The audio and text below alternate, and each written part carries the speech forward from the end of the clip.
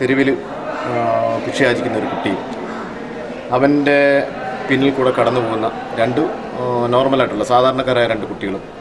അപ്പോൾ അവർക്ക് തെരുവിലിരിക്കുന്ന കുട്ടിക്ക് ശരിക്കും പറഞ്ഞാൽ അവനൊന്നുമില്ല, കീറി പറഞ്ഞ വസ്ത്രങ്ങളും എന്ന് വെച്ച് കഴിഞ്ഞാൽ മുഷിഞ്ഞ വേഷവും. അവൻ തെരുവിൽ ജീവിക്കുന്ന ഒരു കുട്ടിയുടെ ആയിട്ടുള്ള ഒരു ഇതാണ്. പുറകെ കൂടെ പോകുന്ന രണ്ട് കുട്ടികളെന്ന് വെച്ച് കഴിഞ്ഞാൽ അവർക്ക് നല്ല വസ്ത്രങ്ങളുണ്ട്, അവരുടെ അച്ഛനമ്മമാരുടെ കൈപ്പിടിയിൽ അവരുടെ സംരക്ഷണത്തിലാണ് അവർ പോകുന്നത്. അപ്പോൾ ശരിക്കും അതാണ് ആ ഒരു ചിത്രത്തിൻ്റെ ഒരു പ്രത്യേകത എന്ന് വെച്ച് കഴിഞ്ഞാൽ, അതായത് ജീവിതത്തിൻ്റെ രണ്ട് മുഖങ്ങൾ, ഒന്നൊരു നെഗറ്റീവും ഒന്ന് പോസിറ്റീവും. അതുകൊണ്ടാണ് ആ ചിത്രത്തിന് നെഗറ്റീവ് ആൻഡ് പോസിറ്റീവ് എന്ന് ക്യാപ്ഷൻ ഇട്ടത്. അവഗണിക്കപ്പെടുന്നവനെ പൊതുജീവിതത്തിലേക്ക് ഉയർത്താൻ ക്യാമറ കണ്ണുകൾ ചലിപ്പിക്കുന്ന പ്രതിഭാശാലിയാണ് അരുൺ പുനലൂർ. എല്ലാവിധ സുഖസൗകര്യങ്ങളിലും ഭ്രമിച്ചു കഴിയുന്ന ജനതയ്ക്കിടയിൽ എല്ലാവരും ഉപേക്ഷിക്കുന്നവർക്ക് അത്താണിയാവുകയാണ് അരുൺ പുനലൂരിന്റെ ഓരോ ചിത്രവും.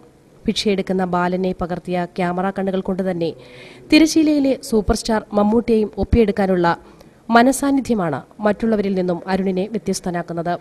സാമ്പത്തിക ലാഭത്തിനുപരിയായി സമൂഹത്തിന്റെ വിവിധ വശങ്ങളെ തുറന്നു കാണിക്കുന്ന ചിത്രങ്ങളാണ് അരുൺ പുനലൂർ പകർത്തുന്നത്.